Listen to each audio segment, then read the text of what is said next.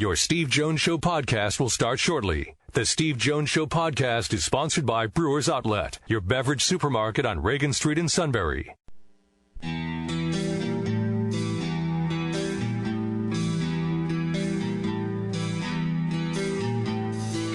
Sports talk where your voice counts. This is the Steve Jones Show on News Radio 1070 WKOK. Now from the Sunbury Motors Studio, here's Steve Jones. And we hope you've been enjoying our best of week while Steve's been on vacation. He is here on Monday. Be rested, recharged, and ready to go. Sean Carey here, Sunbury Motors Ford Lincoln Hyundai, North 4th Street Auto Plaza, Sunbury, and Sunbury Motors Kia on the Strip, routes 11 and 15 in Hummel's Wharf. One of the best ever to don the singlet for Penn State Wrestling in the legendary Rec Hall. David Taylor, the Magic Man, had a chance to speak with the voice of the Nittany Lions, Ironhead Jeff Byers. We'll have that for you in just a moment.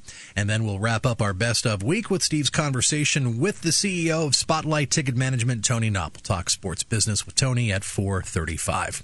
Friday edition of the Steve Jones Show brought to you by Brewers Outlet, the beverage supermarket, Reagan Street in Sunbury. Beer specials now through Tuesday. Michelob Ultra 30-pack cans, $22.97, and Moosehead 12-pack cans, $9.95.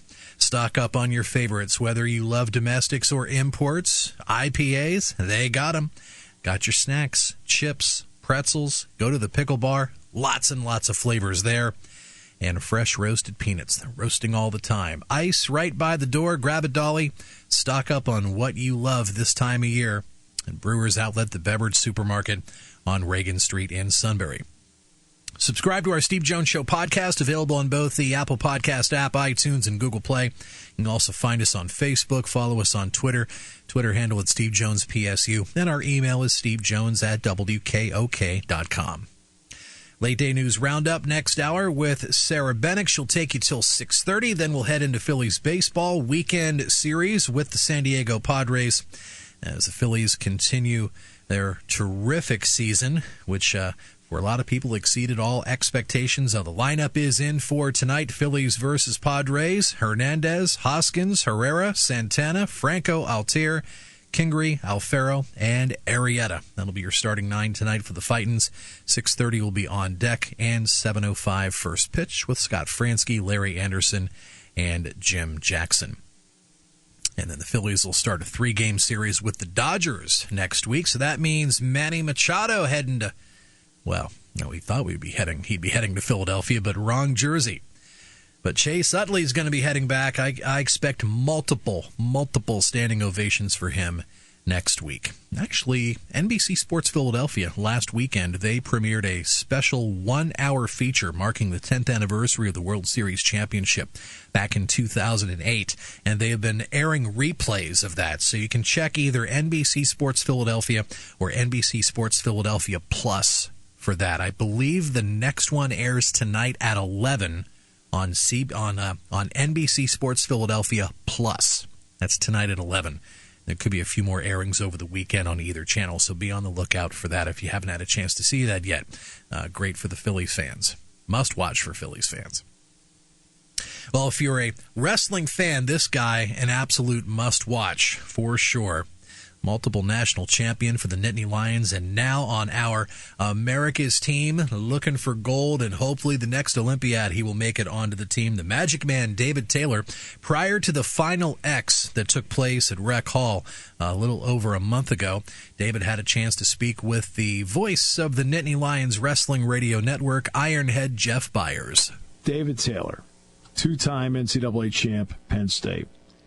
Jeff Byers, the voice of Penn State Wrestling, had an opportunity to talk with David Taylor this morning. David Taylor, former Penn State great, and David is, of course, competing in the Final X event for a spot on the U.S. World Team this Saturday evening. The competition gets underway at 6 o'clock. David's match with Nick Reenan, best-of-3 series, will cap off the evening's activities. And Mr. Taylor, always good to see you. Thanks for coming in this morning. Yeah, thanks for having me, Jeff. Good morning. David, let's let's talk a little bit about. We're talking a little bit off air, so might as well talk a little bit about it on air. Just, I don't know what your thoughts are. I love the direction that freestyle wrestling is moving with the rules right now, and I think to me, it's making it more relatable to the American wrestling fan, the ones that are familiar with folk style. Well, first I'd like to start just say how excited I am to wrestle in Rec Hall and be home in State College for the first time in 4 years. February of 2014 is the last time I got to wrestle here. So, I'm excited about that. I'm excited to be able to wrestle in front of my hometown, my home fan base. And that's one of the things I think that, at this point in my career, I don't wrestle folk style anymore, and I do wrestle freestyle. And I think that a lot of people are excited to watch me and to follow me, but they're not really sure what I'm doing or what freestyle is. And freestyle is the sport that's the style that's competed in the Olympic Games and the World Championships. I would say that right now the rule changes are the best they've been in a really long time. I think in the old rules was a best 2 out of 3 format where you had to win 2 of the 3 periods. It was a lot more strategy involved, and I think the best wrestler won maybe 50% of the time. Yeah. It was a lot of times it was a ball grab, it was strategic, it was one push out, there wasn't a lot of scoring going on, and that did not favor me in my style as I was trying to transition to freestyle. When these new rules came in place, now it's 2 3-minute periods, so a 3-minute period with a 30-second break, 3-minute period, cumulative scoring. A tech fall is 10 points, so at 10 points the match is over. Falls remain the same. I'd say the biggest thing with freestyle, and we hear this a lot with folk style right now that they would like it to be implemented, is the push-out rule. So in freestyle, you'll see it this weekend, though, in the circle there'll be like a 2-foot this weekend's a white barrier towards the outside of the out-of-bounds line. That's called the zone. Yeah. Basically, once you get pushed out of bounds, you'll receive a point if you're on your feet. If you're grounded, there'll be no point. So that's, I'd say, the biggest difference in folk style versus freestyle is that edge wrestling. In folk style, for a long time, you're rewarded by evading takedowns going out of bounds. They've changed that a little bit with the stalling call, but that's where a lot of the judgment comes in now. Yeah. And freestyle, it's a little bit more cut and dry. I mean, if you get pushed out of bounds, you have a point. If you're grounded, if we're both in on a shot, we're on our knees, a point typically isn't awarded. So there's 3 referees. 2 of the 3 have to agree on the call. So I'd say that is a big change. And the other one that is different is, in folk style, to get back points, you need to 2-swipe. In freestyle, it's just an exposure past 90. So if you expose your back, you're giving up 2 points. If you get taken down from your feet to your back, you're giving up 4 points. So I think once you have an understanding of the rule scoring in freestyle, it's actually really easy to follow. Folk style, with all the scrambling and the rolling on their legs and the scrambles, they're exciting, but that's where I think sometimes it gets frustrating as a fan. Be like, wow, we just watched 2 minutes and guys are rolling across their back and rule changer after. In freestyle, you're forced to wrestle without exposing, without getting pushed out of bounds. So a lot of that 3-minute period takes place with continual wrestling. There's not a lot of stoppages, not a lot of stalemates. So it's as I've done this, I really enjoy wrestling freestyle, and I think it's very fan friendly. I think there's always going to be some things happen where maybe people are going to question the calls and things like that, but for the most part, I think in this, I think it's very enjoyable, and I think the Penn State crowd who aren't educated in freestyle are going to really enjoy it this weekend. Plus, you get to watch some really great wrestling. Yeah, some really great wrestling. Again, Joey McKenna and Logan Stieber, Kyle Dake versus Zahid Valencia, and then David Taylor and Nick Radin on the men's side. We have Kayla Miracle against Mallory Velty, Aaron Klodgo and Rachel Waters, and then Adeline Gray and Karane Bullock taking on each other in women's action.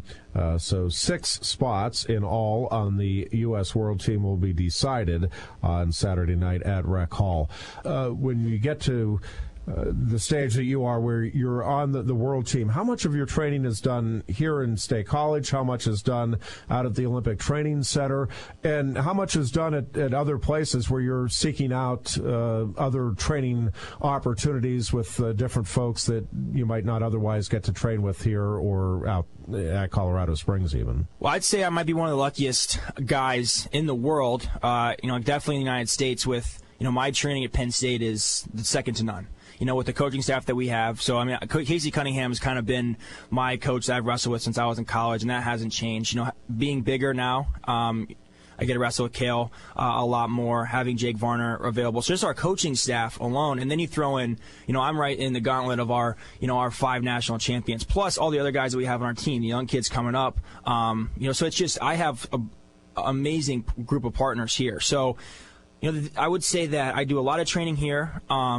We have national team commitments. Basically, once the world team is established, so after this weekend, that's when our commitments pick up for, like national team things where we have to travel to Colorado Springs, or this year we may have a satellite camp in Southern California. Okay. And those are things that are kind of required based on the national team.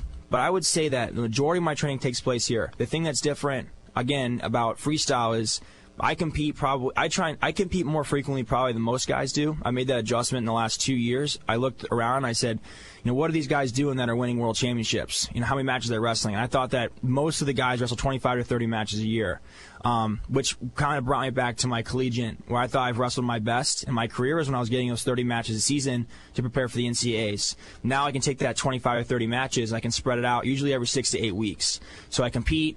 I have like a week to kind of recover, and I have that 5 to 6 to 7 weeks of training and building before I compete again. So that's the biggest probably change in my schedule than it was before. I really try to mold my schedule where I try and stay here as much as I possibly can and not get distracted leaving town, because I feel like this is where I get my best training and my best preparation. And since doing that, I've had my best results. How much of a challenge is it for you to, I guess, manage that time? And I realize you had your hands full managing your time in college as well, but you are somebody that I think very much in the mold of Cal is looking to grow the sport, and that is about more than just you and your development, and we see that with what you're doing with the kids programs. But how difficult, I guess, do you find it to make sure, okay, yes, I am doing what I need to do to get where I need to be, while also trying to help the wrestling community, and in particular the kids?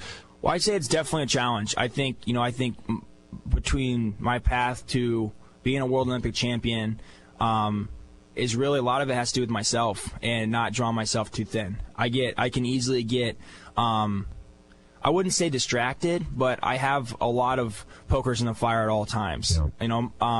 I want to be able to do as much as I possibly can at this point in my career while I'm still competing, and we're also trying to build, what we want to do the rest of our life. So I think there's a fine line of, a lot of people said, you need to sacrifice everything you need to do to be the best in the world. And I believe that. But I believe that there's a lot of time during the day that can be used doing other things at the same time. So it's utilizing that time appropriate. There's times when I actually had to make an adjustment 6 weeks ago. So for my first competition in December. Since December, my wife and I have started and opened a cold press juice company in town, K2 Roots. We just opened our new store like 2 weeks ago. Myself and Mark McKnight and Eric Thompson, we have a wrestling club called Entry Training Center. We started in Julian, Pennsylvania in October, and we just moved to a new facility in Pleasant Gap, Pennsylvania. So both of those are growing quickly, and in our training center, we have the opportunity to we're seeing a big improvement in the kids that we've been working with. The kids that have been coming since October, Mark and Eric do an awesome job. Knowing that my biggest barrier to that is, I really wanted to be able to impact kids and share my knowledge with them. But I knew that I'm going to be traveling a lot. Yeah. So I knew right away, Mark and Eric were essential to that, and they do a great job, amazing job. And these kids are continuing getting better. In the last couple of months, our kids that had been beaten a couple months ago are starting to beat 4 or 5 or 6 kids that they were losing to. So it's really exciting to see their progress, and that's really exciting. And I want to be there as much as I possibly can, and I have to balance, obviously, my training commitments and my recovery with that of. So we are always communicating and trying to continue to have a consistent curriculum that we're help feeding those kids. So, I guess to kind of get back to your question to kind of fill in, it's just that time commitment is to me. I want to be the best in the world. That's no question. But I also want to be able to use my time to be able to do as much as I can at this point in my career and help people. I have a big following. I have a big reach. I have a lot of knowledge that I've been able to gather from being around a lot of great coaches and partners and people over time, and I'd like to be able to spread that to people at the same time. So, talk about the role of analytics and how that plays into your training. the rest and recovery, the strength training, the diet, the sleep. I mean, it all, again, factors into trying to perform at your optimum. Yeah, I think that's, especially for me, for most of my career, I just was stubborn in the belief that if I just wrestle all the time, I don't really need to lift weights. I didn't really have a great diet. I had a horrible diet for most of my collegiate career. But at this level, at the professional level, we were talking about the slimmest of margin. In the Olympic Games, right, every 4 years, only 6 guys from the United States make the Olympic team. So 1 per weight class every 4 years. So that's such a small margin. So it's like, why not put all your resources into trying to be at your best you possibly can be? So when I decided to, probably the best decision I made in my career is going from 74 kilos to 86 kilos. And that was, it was a scary jump. That was from 163 pounds, 189. So that's a 26-pound weight class jump. But since making that the best I perform, the best I feel, I walk around right around 200 pounds. When I made that jump, I talked to Coach Casey, and I was like, hey, I really need to dedicate some time to the weight room. I've really never lifted before, and that's going to be essential. So Coach Casey worked with Sam Calvita in California, who works at the training lab when he competed. And since developing that relationship with Coach Cal in California, I work remote with him, and he monitors really everything. And talk about analytics, he has algorithms that are built into every aspect of what I do. So it's very, very finely detailed, from my sleep and recovery, my heart rate variability, my strength and conditioning, my nutrition, everything that goes in and out of my body is monitored with Sam. And, why, we really question, why not put that in? If that makes the smallest difference of, feeling better in the last 30 seconds or having a more explosive burst in the first 30 seconds, it's well worth it. So, I put a lot of time and effort into that, and it's pretty detailed. I would be way too much to be able to explain right now, but it keeps me on task, and it keeps me excited to go in there and continue trying to build all the time. Nick Reenan, how much do you know about him? I don't know that there are a lot of folks, I think, that were surprised that he's in the finals here against you. Obviously a Pennsylvania kid and at North Carolina State. But how much do you know about his game, and what are some keys from your standpoint going into the matchup here on Saturday night? He's young and he's hungry. He has had a good season this year. He had started off with a little bit of struggles, and he really came on towards the end of the year at the U.S. Open, the World Team Trials. Richard Perry is a very tough competitor, so to beat him 2 matches in a row, he's definitely battle-tested and excited to be there. So I think whenever you wrestle an opponent at this level, they're ready to wrestle. There's no reason to overlook anybody. But at the same time, I'm ready to step on the mat, and I feel really prepared, and I'm excited to wrestle. No matter who it is, I feel I can control what I want to do, and I'm going to wrestle really high pace. I'm going to take a lot of shots, and I'm going to try and put a lot of points on the scoreboard. And I feel prepared to be a world champion, and this is just a step, be able to go out and wrestle as hard as I possibly can this weekend, and continue to move on to the next goal. From a team perspective, how impressed are you with what the United States has right now? This is arguably the best freestyle team last year, and now heading into this year that the U.S. maybe top to bottom has ever had. Well, I think, just kind of a little background. 6 weight classes for the Olympic Games in 2016. We went to 8 weight classes shortly after that. So we were to spread, from 6 weight, all those guys spread almost every 20, 25 pounds. They added 2 weight classes, so some guys were able to spread out. And then this year was the first year they actually added 10 weight classes. So what was in 6 is now spread out to 10. So I think that, the depth in the weight classes has decreased a little bit, but the guys that are making the team right now we can compete for world championships right now at pretty much every weight class. So, to be able to compete with, the European countries, that's definitely what we need. Last year was, we won the world championship as a team last year, which is exciting. And I feel that this year our team is very strong. We wrestled great at the World Cup with 10 weight classes. So it's just, every country is going to be prepared. Every country is going to put together their best lineup. But I believe, I really believe in our country, and I'm just excited to have the opportunity to represent it. David, really appreciate your taking the time this morning. We'll definitely follow up with you after the event, and wish you the best of luck moving forward. Thanks, Jeff. Jeff Byers with David Taylor One of the greats in the history of Penn State wrestling. We'll come back with more in a moment, brought to you by Brewers Outlet on News Radio 1070 WKOK. By the way, David Taylor defeated North Carolina State star Nick Reenan at Final X in 2 straight matches at 86 kilos to win a spot on the U.S. World Team.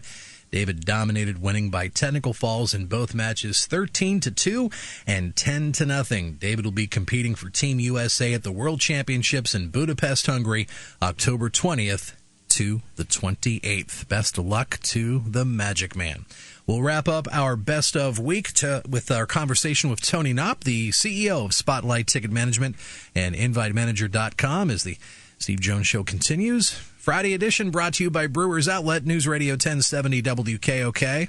Party time, game time, or just fun time. Doesn't matter what time it is, because it's Brewers Outlet time. The beverage supermarket has the area's largest beer selection. Imports, microbrews, ciders, and domestics. Pick from over 100 ice-cold 12-packs and dozens of 24-ounce singles. Soda, snacks, hot sauces, fresh roasted peanuts. Make it one-stop party shopping, and don't forget the pickle bar. So whatever you're celebrating or just doing it up, Brewers Outlet, Reagan Street, Sunbury wants to see you. And thank you for your years of patronage. When it comes to car buying, there's the other guy's way, and then there's the SMC way. The other guys force you into a vehicle you really don't want. The Sunbury Motors way lets you take the time you need to browse, ask questions, and take the test drive and think on it. For over 100 years, the Mertz family and all their employees have made your experience the most pleasant one you'll ever have.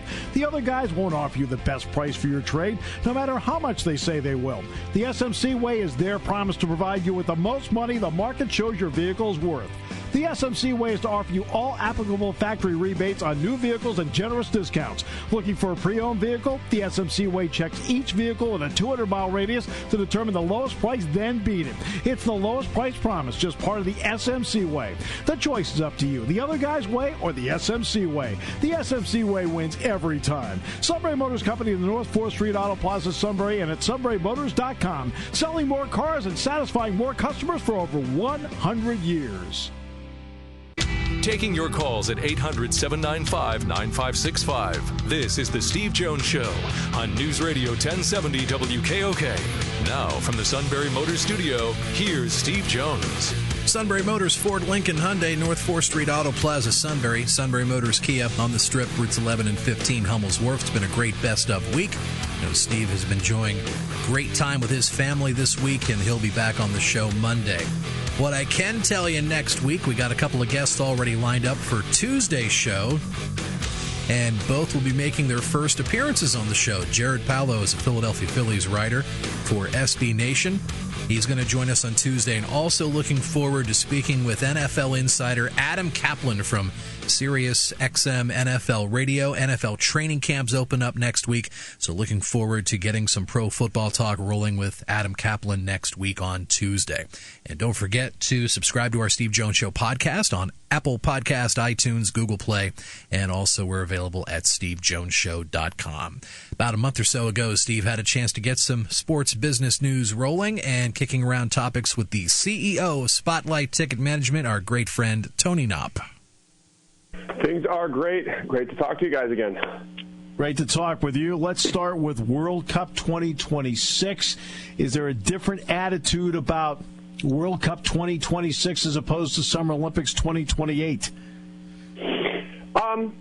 Somewhat. The reality, people are pretty optimistic about the Olympics in 2028 just because, you know, Los Angeles has a good history of hosting events that don't break the bank. You know, 1984, when they hosted the Olympics, they were the first ones to turn a profit on it in decades. You know, the World Cup, I think, you know, companies are optimistic about it. I'll be really curious to see how infrastructure works between the three different countries and who gets to play where, because, you know, obviously travel is a big aspect of, you know, where a World Cup is hosted. But we all knew it was a matter of time before FIFA had to come back somewhere where they were going to make some money, right? They, you know, Qatar, nobody's going to Qatar in 2022. Russia is claiming that they've sold out their tickets, but it's not looking like it's the most robust World Cup we've ever seen. So, look, this is the world stage coming back to a country where all of the infrastructure exists already, and you know, will be getting built upon anyways for the Olympics coming in 2028. So, I'm not surprised by it even a little bit. I'm just surprised it took this long. Exactly. One thing with the World Cup, though, except for some venues, and it's not many, where you have to then put trays of grass on top of field turf.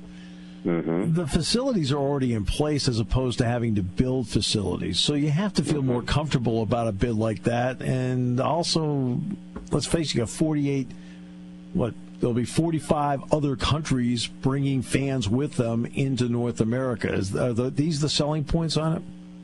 I think so. And, look, this is obviously becoming more of a commercial enterprise as every one of them goes by. Not that it hasn't been a commercial enterprise, but they're expanding the field. They awarded the World Cup to 3 countries, 2 of which are not qualifiers regularly. I'd like to say the U.S. is a regular qualifier, but they're not playing next month or this month and next. So for them to say, we're going to award this to the North American contingent and we're going to let all 3 of them in, it's just starting to show that this is becoming more of a maybe they're a little less worried about the honor and exclusivity of the World Cup, and they're a little more worried about the commercial success of it. Okay, so give me the initial read from because the corporate partners buy months and years out. Yeah. So how enthusiastic were they about 2028 Los Angeles? And have you had at least an initial read on 2026 World Cup? 2026 World Cup will be very strong, but what's really important here is it's going to absolutely destroy Qatar in 2022. My belief is, and this is conspiracy theory only, they did this for 2 reasons. 1, they need to get back to North America to make some money. 2, Qatar might not be ready, and we might not be playing the World Cup there in 2022. And it's very easy at that point to push the World Cup from Qatar back to North America, which they did with the Women's World Cup in the past already anyways. So I think there's a little bit of hedging a bet right now because everything we're hearing out of Qatar is bad, and now you're going to go to world sponsors and say, you should sponsor the World Cup in Qatar 2022, bring everybody out, bring all your corporate partners, but oh, by the way, the North American World Cup's the next one. I mean, almost any corporate sponsor is going to look at that and say, unless we're really trying to drive business in the Middle East, which some businesses are, we don't have any interest in this. We're gonna wait and save our powder for World Cup 2026. It sounds like it's the same theory we heard about Tokyo 2020 with the Olympics. They'd rather say, hey, let's send it there in terms of saving their money and moving it to that. Is that a fair analogy? Yeah, that's exactly what's going to happen. I mean, Pyeongchang was a cool Olympics that didn't do so well commercially. Tokyo is going to be a sensation as the Summer Olympic Games. Same thing with Paris, I assume, even though I think they're already $1 bajillion over their budget, so that's going to be a good joke for us for the next 6 years.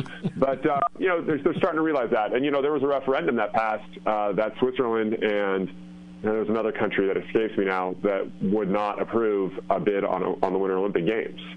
So I think we're seeing what you and I have been talking about for the last 2 years. Local governments are no longer interested in hosting these events if they're not going to be profitable. And so these events, which were kind of, sticking their nose up to North America and the North American money saying, hey, we can grow the game elsewhere, are starting to realize, well, maybe we can't. Maybe our bread gets buttered here. My understanding is that the United States will get 60 of the 80 matches. 10 will be in Canada, 10 will be in Mexico. What's it going to take for a city to end up hosting some World Cup events, and how important is it to certain corporate partners as to which cities get it? So when these guys look at what they're sponsoring, so I remember the World Cup, it was here last time, and what it does to the local economy. It's a massive boon to the local economy, especially with tourism. And we were lucky enough where I was that we had Brazil in our section in Northern California. So we got to go see them at Stanford Stadium, and it really, it was the inception of the MLS, which has since grown. It all started with that World Cup game, or with those World Cup games. When you're a corporate sponsor, it's really interesting. They don't look at it the way we generally would as, fantasy football owners. They don't look at it and say, hey, this is the best one, we need to invest here. And they do that sometimes, but really what they're looking at is, okay, I am a major credit card company, or I'm a major consumer packaged goods brand, and I'm trying to expand my business into the Northeast. I don't really care who's playing there. I hope we get good teams, but I'm trying to get expansion into the Northeast. And that's generally how they approach this stuff. They say, look, I've got a sponsorship budget. I need to use it in these different regions or in these different countries, and that's where I'm going to apply my powder because that's going to help us grow and get people to sign up for more credit cards, buy more toilet paper, pick up more cereal, that sort of thing. It's a lot more scientific than people think and a lot less reliant on who the team is as much as it's as reliant on where it is. That's the sponsor side. Now, the hospitality side, the people who are taking customers to the games, they want to go where Brazil's playing. They want to go where Italy's playing. They want to go where France is playing, right? That's totally different. And yet there are certain hotbeds in this country. Kansas City is one. Obviously, Dallas is another. But the Pacific Northwest, between Vancouver, Canadian side of the bid, and Seattle. Now, Portland doesn't have a facility to host this. No, but that area is hot when it comes to the sport of soccer. I would assume from a Pacific Northwest, and also from an investment point of view, a lot of people love the Pacific Northwest. They love the Pacific Northwest for the investment point of view. They love it because there's been a boom there as far as Fortune 500 go. When people look at consolidation of Fortune 500 businesses, they generally think, New York, and there's got to be some oil money in Texas, and we know all the tech companies in California, but they always overlook the Washington area, the Pacific Northwest, where you have, Nike and Starbucks and Microsoft and Amazon. And as you start to rattle that list off, the Boeings, Raytheons, all of those, people start to realize, wow, that's a lot more influence than I anticipated, on top of the fact that their soccer culture up there is second to maybe nobody in North America. You have some people in Kansas City and otherwise who will argue with that, but they sell everything out up there. Whenever the national team plays, it's sold out. They sell out all their MLS games. They've got a wonderful rivalry going. They've got the giant CenturyLink Field there that they play at. It'll be interesting. Who gets it, Vancouver or Seattle, or both? I honestly could see it being both. I think it's both. I think in Canada it's going to be Toronto, Montreal, Vancouver. Yeah, that makes sense. Maybe Calgary. Maybe Calgary, but I don't know. It's not the easiest to get to. Not the easiest to get to, and the stadium I don't think is big enough. No, yeah, where the Stampeders play. Yeah, McMahon Stadium, I want to say it's called. I know the Saddle Dome is a hockey team plays. I don't remember what they call the Stampeders. Yeah, I think McMahon Stadium is what it's called. I'm not sure it's big enough. BC Place is. Toronto obviously has Rogers Center. Montreal still has the Big O. Might as well use it for something. What a great stadium that was. You and I remember that. I'm sure a lot of listeners don't remember watching games there anymore. It's been so long. Hey, we also remember Youppi, the mascot. Yeah. Oh man. That team. The saddest part of that whole thing was that team in 1994 had Pedro Martinez and basically everybody else on it, and I think was in first place by 10 or 12 games. And they had the best record in baseball. And then there was a lockout, and it decimated the franchise completely. They were on their way to a World Series, and now they don't even have a team. They got decimated by that. And if baseball ever expands, they'll seriously be considered for it because baseball feels guilt. They tried to make it work, but then Loria wanted them out of there, and then the Nats showed up, and then Miami, which is a whole different story, fleeced the local government there and took a bunch of money. I mean, if anybody wants to read about how to take advantage of public servants, read about what they did down in Miami. They basically paid for that stadium, and then nobody showed up, and they flipped it, and man, they really took Miami for a ride. Okay, what does the decision of one player mean for corporate money as to where it's distributed, and that one player is LeBron James? Yeah, so in football, it means a lot more than most other sports.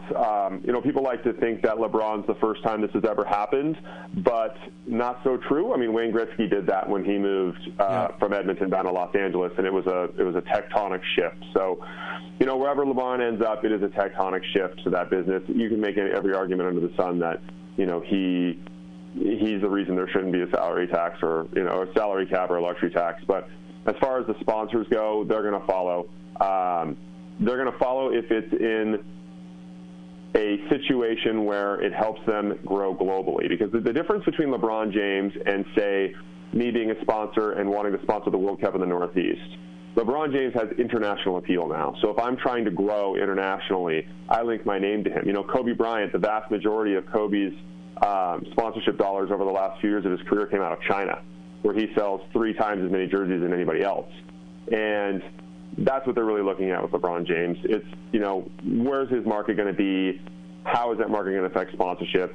As far as hospitality goes, it's going to, just absolutely blow it out for a team. So any team that's going to land him is going to see such a significant lift in ticket sales through, secondary means, right? People think that it's just going to be, the tickets are sold out. Teams aren't that foolish anymore. If I'm the Lakers and I sign LeBron, or if I'm the Sixers and I sign LeBron, now all of a sudden I can get you some tickets, but you've got to sign up as a sponsor, or you've got to buy some of the other events that we have that come through the building that maybe don't do so well. So that's the kind of impact he has. People think just because LeBron shows up at the 76ers, now the 76ers are sold out and killing it. Well, it goes beyond that. The 76ers are sold out and killing it, and all of their other properties are getting to leverage his drawing power as well. All right. On expansion, if the NFL goes into London, or let's take the NBA, and the NBA goes into London, Madrid, Paris, Berlin, as examples. It will. Yeah. What corporately would that mean? How interested would corporations be in investing in now a league that is now invested itself in Europe? It depends on who. It depends on what sponsors we're talking about. A lot of the traditional sponsors that people would think would follow them over there, the big names that you guys would recognize, they're generally not that focused in Europe anymore. A lot of the sponsorship dollars we see are going into growing economies, whether that's in South America, China, the Asia-Pacific region. Asia. And that's why you see MasterCard doing a big deal with, the Rugby World Cup. That's why you see, CDW getting involved internationally. It's why you see these companies doing that. It's all really just about their markets. So the traditional sponsors for the NBA here, outside of like the apparel guys who want to sell anywhere they can, probably wouldn't be as interested in Europe as many would think. But then there's a number of European sponsors and European banks, Santander, people like that, who would clamor for the rights to get there. I'm very long basketball as a sport right now. The fact is everything's going their way. They got international participation. They really nailed it before everybody else. The expansion to Toronto was a hit. It opened up Canada. Vancouver didn't go so well. They probably should have planted somebody there like they did Carter in Toronto. But they're in a situation now where they've got this international league. There's no concerns about head injuries. There's no concerns about, it being dominated by a specific, country like the Dominican with baseball. They're going to go to Europe. It's a very short period of time. They're going to be over there. The only problem you have in Europe is they have very different laws in Europe. So with basketball games in Turkey, for example, there's no drinking. And then when they do have drinking, they actually have giant bulletproof glass in between the fans and the court. So they'll have to work that out. Terrific. But the NBA also got fortunate. Dirk Nowitzki came over from Germany. He ended up being a big-time player. Manu Ginobili comes in from, Argentina. He's a big-time player. Yao Ming comes over from China and ends up being a big-time player. Personnel helped open up avenues for them. Yao Ming made more money for Kobe Bryant than he did for himself by coming over here. And, that's really where they have to be careful about how they expand. Because if you look at where they've had success with expansion franchises and where they've struggled, they need to try to find a way to model what the Golden Knights did and make sure that an expansion franchise gets a name that people will pay attention to, either the team's winning or not. Because if you look at the market demographics of Toronto versus Vancouver, when they opened both of those teams, people forget about the Vancouver Grizzlies. It really wasn't that much different. The problem was the Grizzlies whiffed on their first 4 draft picks. The Raptors got Vince Carter and Tracy McGrady, and we're a 50-win team by season 3. I think you weren't big on Big Country. I wasn't big on Big Country. I remember Big Country. Oh, man. Brian Reeves. With the team to Memphis. Well, the guy that was the coach of the Vancouver Grizzlies, was an old friend of mine, Brian Hill. Oh, yeah. Yeah. They had, who was the other kid? They got a kid out of Cal that was supposed to be a scorer and never turned into anything. Yeah. He was in the league for about 20 years, but he just never got anything done. Sharif Abdur-Rahim or something. I forget what his name was. Yeah, that sounds right. Yes, that is. Yeah, Sharif Abdur-Rahim. But that's the point. So what's totally changed the market, and fans don't realize this yet, is what the Vegas Golden Knights did this year and how successful that was, not just for them, but for everybody else who got to share in the fees in the expansion pool. Now Seattle's trying to do the same thing with the NHL and say, look, we want the same draft rules. Obviously, other teams are saying this is a problem. You put somebody in the Stanley Cup Finals year one, but that's the new model for expansion. What we know in our generation is put a team there, everybody's excited for 3 to 5 years, the team sucks for a while, right? Unless they land Shaq. But now they're going to start saying, hey, look, as this expands the pool for the league, we need to start putting people in places that, drive more interest. And the NBA really does have to get more international, because the rumor right now is the Denver Broncos going on sale would make the Carolina Panthers sale look like chump change. Like there are people throwing around $3.5–4 billion for the Denver Broncos right now. Yeah, because the Bolin family does have to sell it. What Carolina got now, David Tepper wasn't even the highest bidder. No. And he also, to his credit, Tony, paid cash. Yeah. Hey, cash up front when you're one of the leagues. To the listeners who haven't heard about what happened with the Islanders, it's a good story to go look up online when they accepted a bidder who literally had no money at all and ran the New York Islanders for 2 years. So I think we're going to see continued awarding of franchises to people like that. There's a lot of rumors out there now that private equity is going to get involved in buying teams because they're good investments. I don't ever see that happening again because of how bad an experience it was with Fox and the Dodgers. Right? There's just too much turnover. It's not within a family. I just don't. I think they look at the ownership groups in, the Allen family up in Seattle. They like the ownership group in Boston where you have Grauspick running it with a bunch of rich guys. Yep. Golden State's run by one rich guy, but it's really 20 guys that are rich that are invested in it. I think that's the future for this. Yeah, I think guys like John Henry, David Tepper, Jerry Jones, leagues love those guys. Mark Cuban, Jim Pallotta, that's the owner. Yeah, exactly. All right, final question as we always get to. So, next 18 months, you're talking with people. What is hot, what is not? It's really interesting right now.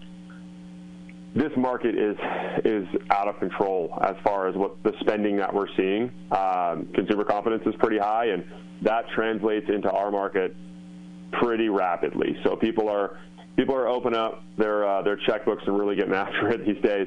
The U.S. Open this weekend will be a big win for the PGA. And people don't realize that the U.S. Open is not a PGA Tour event. It's a PGA. There's a USGA event. So that'll be a really big week. Event, and they're in the right spot, in the right moment, right golf course, everything. Everything. And if Tiger can get in contention, that's going to be an absolute monster. Football, obviously, is what everybody's focused on right now. And what people are really interested in is, just like we were talking at the beginning of the segment about how FIFA has kind of realized and the IOC is starting to realize I got to go to where my bread's buttered. The NFL has realized that too. And so people are getting more excited about the Super Bowl because the next 5 Super Bowls are not in cold weather cities. That's right. They're in traditional, these are cities people travel to. They have the infrastructure to host them. We're going back to New Orleans and Florida and Los Angeles. And so that's what people are talking about a lot. See, and that's the key right there. The key is it's okay to experiment with a Las Vegas as a franchise. But it's now 2018, Tony, and my thought is we now have the sample size of a lifetime to know what actually works and what doesn't work. We do. That's how I look at it. I mean, I look at it as it's okay once in a while to see if something else works, but we now know what works and what doesn't work for the consumer, correct? Exactly. And what's fascinating, so I spent some time with the Warriors a couple weeks ago. I was at the I was at the Raiders site and center last week. Also saw the UFC. By the way, those are 2 franchises that are going to new places. People don't realize the Warriors are going back to San Francisco next year. Back to San Francisco. The Warriors sold it out twice as fast as they thought they were going to. They just got to figure out how to transition themselves into being a service business because they sold out the Chase Center faster than they thought. And the Raiders had 94 suites, and I think the goal was to have like 30 of them sold by now and then start to focus nationally. And I don't remember exactly, but I think they told me something like 60 or 70 of them were sold. And, Steve, they're sold on 15-year deals, which is absurd. In Los Angeles, they're getting 20-year deals right now, which is absurd. I mean, hockey teams and basketball teams right now are still getting 1, 3, and 5-year deals. So it's, there are some hot markets. And what these teams have to figure out is do we have everybody expire at the same time? Because that's what some of the teams are doing. Is it's all right, everybody's signing a 15-year deal. Well, in 15 years, you're going to be sweating because all of your luxury suites are up for renewal in the same year, and you need to start extending people in advance. We're going to start winning. Start winning. Hey, start winning. You're a winner with us always. I just love having you on the show. I hope everything is going well for you business-wise. I hope your family's doing great, and I can't wait to talk to you again.